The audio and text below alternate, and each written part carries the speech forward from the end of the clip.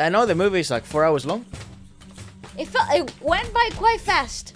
I actually saw a lot of like really nice things about the cast in terms of like the cohesiveness of the cast. Yeah. They picked a bunch of men who were very capable to carry the roles in a way that was very gracious and very believable. Mm-hmm. This movie could have easily had a touch of obnoxious diversity to it. Like it could have had some sort of like absurdity to the context of it, given the fact that it was a game. There's something the cultural differences. It could have been absurd, especially because of the simplicity of the script. I think the script was quite straightforward. So like from point A to point B, and there's no much roaming around in the storyline, which I really appreciate, given the fact that there's so much story to cover. But I actually love the fact that each character, each actor carried everything with such grace, and it was so believable. Like I understood each person's motives and reasons, and it actually felt so much was on the line, and not just because it was something that a lot of people were talking about and it was constantly mentioned, but because it felt real. It felt nice. Yeah, I mean, I don't know. So weighty. Yeah, I don't know what you mean by like the diversity thing. Like, no, like it could have been obnoxious. What I'm trying to say, like, obnoxious in what way? Because it could have been borderline comedic. Oh, you mean like, right? It could have leaned more towards like Bulbulea. Like it could have turned really comedic and been comedic into like in certain things to like demented in some moments. and relieve some of the tension that they were building through comedy. Right. Done that through comedy. Right.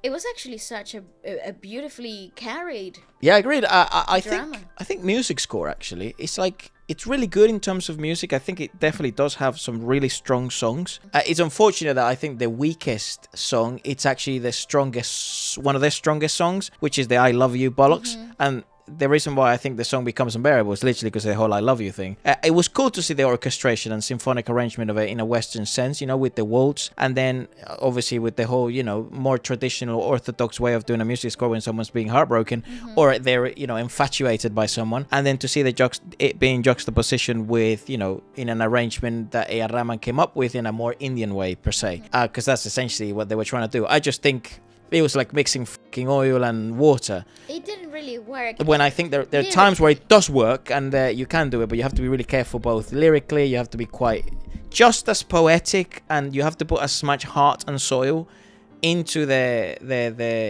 same one they put into the Indian composition. I think they should have done that lyrically to the English one. I agree. I also feel like the vocalist was really weak, and it took the niceness of it out. So look at the caliber of the singers that they got for their own score. It was Alka Yagnik, I think, singing that one, and it's like, well, what the fuck? And they probably got some, Yeah, they got some subpar singer, which fair play to the girl that did it. God bless you. What gig. The thing is, like, it left so much to be desired of it. And it actually takes you out of the nice song and interaction between the three characters. Gracie Singh was a debutante. Gracie was phenomenal. What a fantastic cast. I wonder Gracie was absolutely stunning. What the fuck happened? And here's the thing. Well, she's done a lot. She's done a lot. But she stopped in 2015. She does do a lot of series, it seems. In terms of her role throughout the whole of the movie, absolutely outstanding. It was something so gorgeous. Her characteristics were so charming. Again, a very believable character. Like, I understood her demeanor and her motives.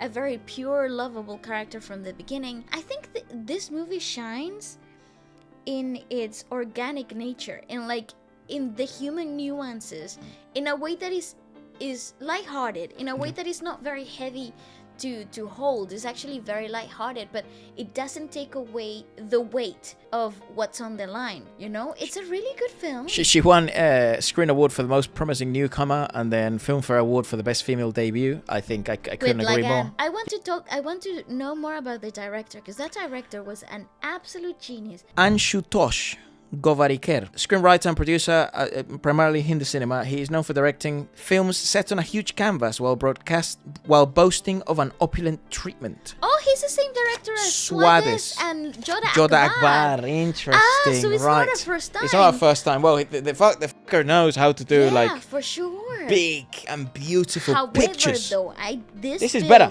This feels completely different to Joda Akbar. Agreed. It not in the opulence and obviously it's a completely different setting, but I just thought it was such a dynamic framing. He's also a voting member at the Academy Awards. Ah, that makes sense. Because he was nominated for the Academy Award for Best International Feature Film in the 74th Academy Awards. Unbelievable. And he only creates things that are like very much critically acclaimed. Like another critically acclaimed movie by him is one called, a comedy drama called Ventilator. Obviously, Joda Akbar did win awards. He's won Filmfare Best Films, Best Director for Lagaan and Joda Akbar. Suades is one that people have wanted us to check out a lot.